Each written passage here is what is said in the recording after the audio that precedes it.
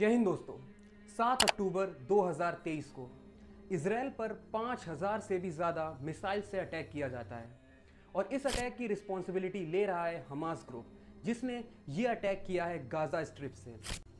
और इसमें बहुत ही ज़्यादा इजराइल का नुकसान हो गया है और बहुत ही ज़्यादा इनका नुकसान होने से भी बचा है उनके डिफेंस सिस्टम आयरन डोम के द्वारा।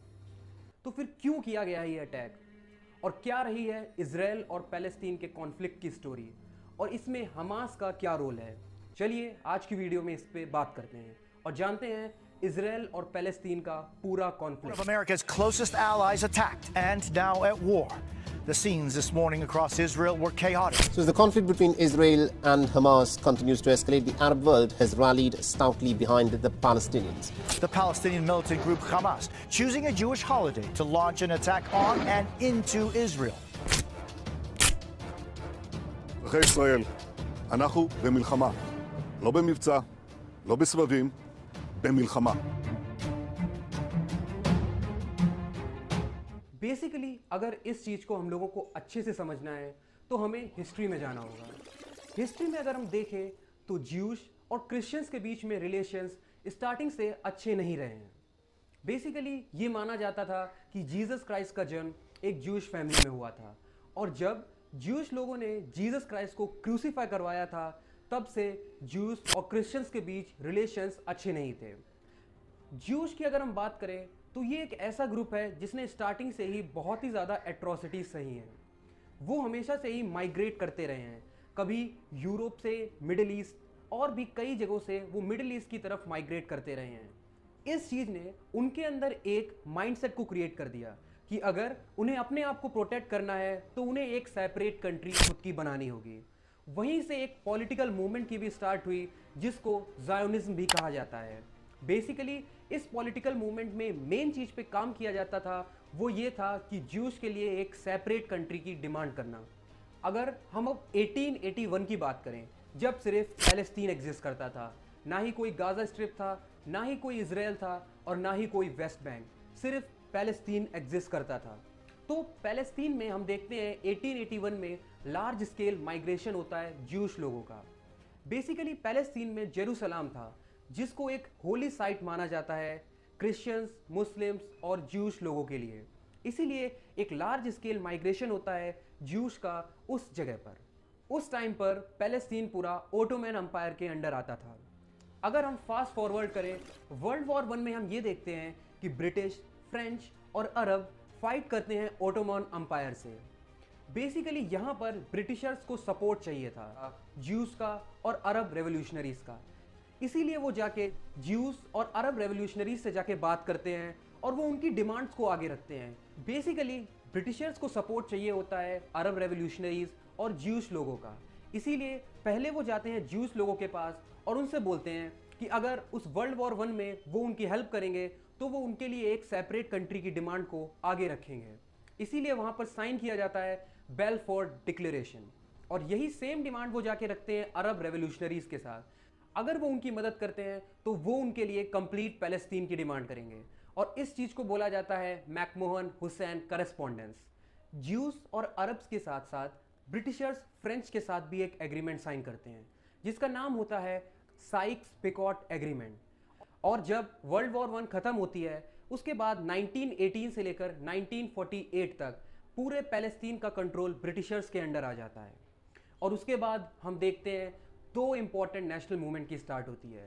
पहला होता है इजरायली नेशनल मूवमेंट और दूसरा होता है पैलेस्टीन नेशनल मूवमेंट, जिसमें दोनों अपने अपने लिए सेपरेट लैंड की डिमांड करते हैं। फिर उसके बाद जर्मनी में हिटलर का राज शुरू होता है और हिटलर को पॉलिटिकल पावर मिलती है और उसके बाद लार्ज स्केल पर जेनोसाइड शुरू हो जाता है ज्यूस का और एक लार्जर स्केल माइग्रेशन भी शुरू हो जाता है ज्यूस का डिफरेंट पार्ट ऑफ वर्ल्ड से डिफरेंट पार्ट तक, जहां पर सबसे ज़्यादा ज्यूस का माइग्रेशन होता है पैलेस्टीन में।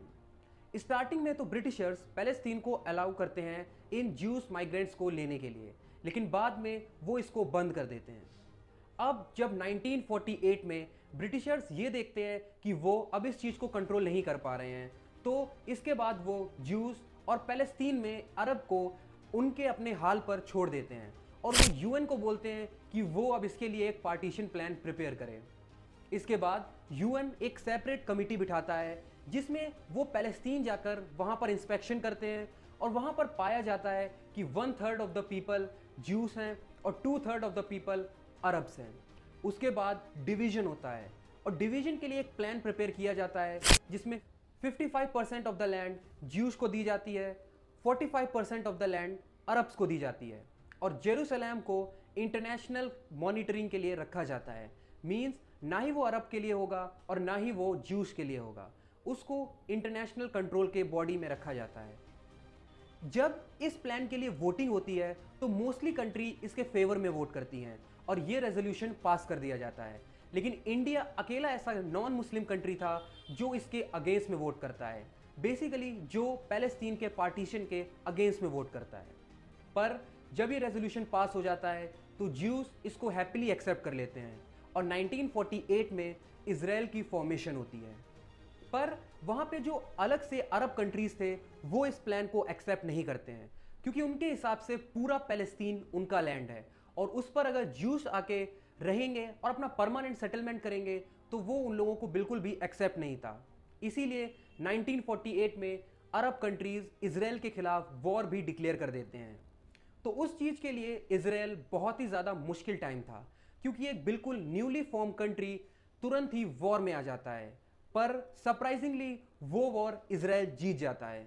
1949 में ये फर्स्ट अरब इजरायली वॉर ख़त्म होती है और इजराइल इसको जीत जाता है और उसके बाद बहुत ही ज़्यादा एरिया इजराइल कैप्चर कर लेता है जिसमें वेस्ट जेरूसलम भी आता है।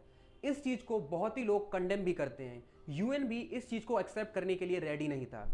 उसके बाद हम ये देखते हैं कि गाजा स्ट्रिप इजिप्ट को चला जाता है और वेस्ट बैंक जॉर्डन को चला जाता है और वहाँ पर बहुत सारे पैलेस्टीन होमलेस हो जाते हैं और उस टाइम पर एक large scale Palestine refugee movement भी चलता है और वहाँ पर उसको 1948 पैलेस्टीनियन एक्सोडस मूवमेंट भी कहा जाता है। उसके बाद अगर हम बात करें तो 1967 में सेकेंड अरब इजरायली वॉर होती है और ये वॉर सिर्फ 6 दिन चलती है और इस वॉर को भी इजराइल जीत जाता है। और इसके बाद हम ये देखते हैं कि वेस्ट बैंक और गाजा स्ट्रिप पर इजराइल अपना कंट्रोल कर लेता है और मेजर पोर्शन इजिप्ट पेनिनसुला भी इजराइल अपने अंडर कैप्चर कर लेता है। उसके बाद अगर हम बात करें 1964 में पैलेस्टीन अपने लिए एक सेपरेट कंट्री की डिमांड करता है और वहाँ पे फॉर्मेशन होती है पैलेस्टीनियन लिबरेशन ऑर्गेनाइजेशन PLO की। इनिशियली यूएसए PLO को एक टेररिस्ट ऑर्गेनाइजेशन डिक्लेयर कर देते हैं और इजराइल भी इस चीज़ को यही सेम डिक्लेरेशन देते हैं।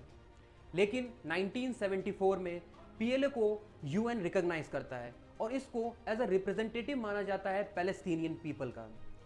बेसिकली इस चीज़ के दो आर्ग्यूमेंट हो सकते हैं। अगर आप एक साइड से देखें तो इनको आप रेवोल्यूशनरी कहेंगे क्योंकि ये अपने एग्जिस्टेंस के लिए लड़ रहे हैं, अपनी ज़मीन के लिए लड़ रहे हैं। और यही अगर आप इजराइल की तरफ से देखेंगे तो वो उनको एक टेररिस्ट ऑर्गेनाइजेशन डिक्लेयर करते हैं क्योंकि वो इजराइल वाले लोगों पर अटैक कर रहे हैं। तो इस चीज़ को देखने के दो पहलू थे। पर उसके बाद अगर हम देखें तो चीज़ें नॉर्मल होना शुरू हो जाती हैं और पीस टॉक स्टार्ट होना शुरू हो जाती हैं इजराइल और PLO के बीच। और 1979 में हम ये देखते हैं कि इजराइल और इजिप्ट के बीच भी रिलेशंस अच्छे होने लगते हैं और वहाँ पर हम देखते हैं कि इजिप्ट रिकॉग्नाइज करता है इजराइल को एज अ कंट्री और वहाँ पे हम देखते हैं इजिप्ट पेनिनसुला जो कि इजराइल ने कैप्चर कर रखा था वो इजिप्ट को वापस दे दिया जाता है और 1978 में इजिप्शियन प्रेसिडेंट और इजरायली प्राइम मिनिस्टर को नोबेल पीस प्राइज से सम्मानित किया जाता है। पर इसके कुछ सालों बाद ही 1981 में इजिप्शियन प्रेसिडेंट का असैसिनेशन हो जाता है कुछ राइट विंग एक्सट्रीमिस्ट लोगों के द्वारा, क्योंकि उनके हिसाब से वो इजरायली लोगों के साथ कोऑपरेशन क्यों कर रहे थे। उनके हिसाब से ये इजिप्ट की कमज़ोरी को शो कर रहा था, इसीलिए वो उनके प्रेसिडेंट का असैसिनेशन कर देते हैं।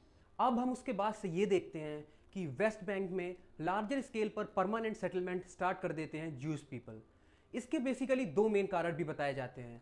पहला कारण तो ये था कि वहाँ पर हाउसिंग बहुत ही ज़्यादा चीप थी और परमानेंट सेटलमेंट वहाँ पर बहुत ही ज़्यादा ईजिली था। और सेकेंड चीज़ ये थी कि उनके रिलीजियस सेंटीमेंट वहाँ से जुड़े हुए थे क्योंकि वहाँ पर जेरूसलम जो कि एक होली साइट मानी जाती थी। इसके बाद अब अगर हम बात करें 1992 में तो इजरायली PM रेबिन रिकॉग्नाइज करते हैं PLO को और वो ये कहते हैं कि पीएलओ एक टेररिस्ट ऑर्गेनाइजेशन नहीं है। जैसे ज्यूज पीपल अपने एग्जिस्टेंस के लिए लड़ रहे थे, वैसे वो भी अपने लिए लड़ रहे हैं। उसके बाद 1993 में ओस्लो अकॉर्ड्स होते हैं, जिसमें बेसिकली बात की जाती है वेस्ट बैंक के डिवीजन की और कैसे पैलेस्टीनियन को उनकी ज़मीन के कई हिस्से वापस मिल सकते हैं। बेसिकली हम बात करें वेस्ट बैंक पे, तो कई जगह पर ज्यूस लोगों ने अपना परमानेंट सेटलमेंट रख रखा था। इसीलिए एक प्लान बनाया जाता है जिसमें एरिया को 3 पार्ट में डिवाइड किया जाता है, पार्ट ए, पार्ट बी और पार्ट सी। पार्ट ए जिसको पैलेस्टीनियन अथॉरिटीज़ ज़्यादा गवर्न किया जाएगा और part B Israeli government govern करेगी और पार्ट 3 जिसमें दोनों ही गवर्नमेंट का कंट्रोल होगा। ये प्लान पूरा कंप्लीट तरीके से तैयार कर लिया जाता है। फिर कुछ साल बाद ही और 1994 में पैलेस्टीनियन गवर्नमेंट भी बनाई जाती है, जिसका नाम था पैलेस्टीन नेशनल अथॉरिटी। इजराइल और पैलेस्टीन के बीच पीस टॉक्स बहुत ही अच्छे से चल रही थी, इसीलिए दोनों ही पीएम को नोबेल पीस प्राइज़ भी मिलता है। पर उसके कुछ टाइम बाद ही इजराइल के पीएम का असैसिनेशन कर दिया जाता है और सेम कारण बताया जाता है कि कैसे वो पैलेस्टीन के लोगों के साथ एक एग्रीमेंट साइन कर सकते हैं, वो पूरी ही लैंड उनको ही बिलोंग करती है। और फिर से मास स्केल पर दोनों ही लोगों के बीच राइट्स शुरू हो जाते हैं। अब यहाँ पर एक इम्पॉर्टेंट ऑर्गेनाइजेशन हमें समझ लेना ज़रूरी है, जो कि है हमास। हमास जिसकी फॉर्मेशन 1987 में होती है। हमास जो अपने आप को पैलेस्टीनियन लोगों का रिप्रेजेंटेटिव कहते हैं, उनके हिसाब से जो पीएलओ है वो बहुत ही इजी अप्रोच अपना रहा है, इसीलिए वो वहाँ पर एक वायलेंट अप्रोच अपनाते हैं और वो अपने आप को रिप्रेजेंटेटिव कहते हैं इन पैलेस्टीनियन लोगों का। और उनका मेजर ऑब्जेक्टिव होता है इजराइल को कंप्लीटली ही वाइप आउट कर देना मैप से और कंप्लीटली अटैक करते रहना इजराइल के ऊपर और कुछ वेलफेयर प्रोग्राम चलवाना। हमास ग्रुप कॉन्स्टेंटली ही बॉम्बिंग करता रहता है इजराइल की, और जब 2006 में इलेक्शन होते हैं तो पीएलओ और हमास के बीच हमास इन इलेक्शन को जीत जाता है और वहाँ पर हमास की गवर्नमेंट बनती है। और फिर 2007 में एक सिविल वॉर शुरू हो जाती है पीएलओ और हमास के बीच में, और बेसिकली वहाँ पे फिर पैलेस्टीन 2 हिस्सों में बढ़ जाता है, गाज़ा और वेस्ट बैंक। गाज़ा जिसको हमास रूल करते हैं और वेस्ट बैंक जिस पे बेसिकली पीएलओ का रूल रहता है। इस हमास को कई कंट्रीज़ ने एक टेररिस्ट ऑर्गेनाइजेशन डिक्लेयर कर रखा है, जैसे कि यूएस, यूके, इजराइल और जापान। पर कई कंट्रीज़ जैसे कि ऑस्ट्रेलिया इसको एक मिलिट्री विंग भी कहते हैं, जो कि अपने राइट्स के लिए लड़ रहे हैं। बेसिकली अगर हम देखें तो इजराइल धीमे धीमे जेरूसलम पे पूरा कंट्रोल ले रहा है। अगर हम इस मैप को देखें 1948 से लेकर, तो अब हम ये देख रहे हैं कि पैलेस्टीनियन सिर्फ छोटे छोटे फ्रेगमेंट्स में ही अब बचा हुआ है।